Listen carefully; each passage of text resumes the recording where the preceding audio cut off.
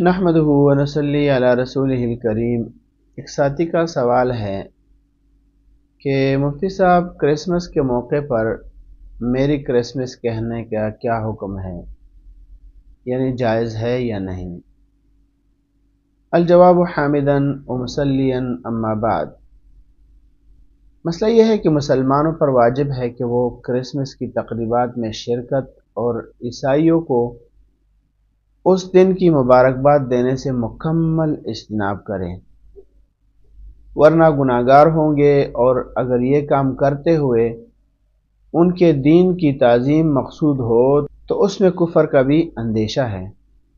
لہٰذا اگر کسی ملک میں عیسائیوں کی اکثریت ہوں اور وہاں پر کرسمس کی تقریبات میں شرکت نہ کرنے پر یا مبارکباد نہ دینے سے دینی یا دنیاوی نقصان کا اندیشہ ہو تو ایسی مجبوری کی صورت میں اگر شرکت کر لی جائے یا ہیپی کرسمس کہہ دیا جائے اور دل میں اس دن کی محبت اور تعظیم بالکل نہ ہو تو امید ہے کہ گناہگار نہیں ہوگا مجبوری کی صورت، جیسے کہ سورہ نساء کی آیت ہے 171 نمبر، یا اہل الکتاب لا تغلوا فی دینکم ولا تقولوا علی اللہ الا الحق انما المسیح عیسی ابن مریم رسول اللہ وکلمتہ القاها الى مریم وروح منہ فآمنوا باللہ ورسولہ ولا تقولوا ثلاثہ انتہوا خیرا لکم انما اللہ الہ واحد سبحانہ ان یکون لہ ولد لہ ما فی السماوات وما فی الارض وکفی باللہ وکیلا۔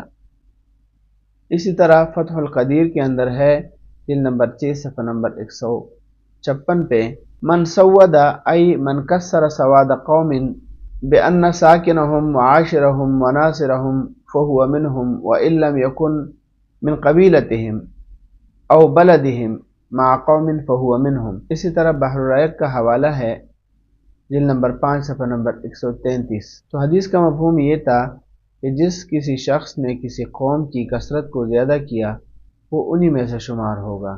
اللہ ہمیں صحیح معنوں میں دین پر چلنے کی توفیق عطا فرمائے۔ وما علینا الا البلاغ۔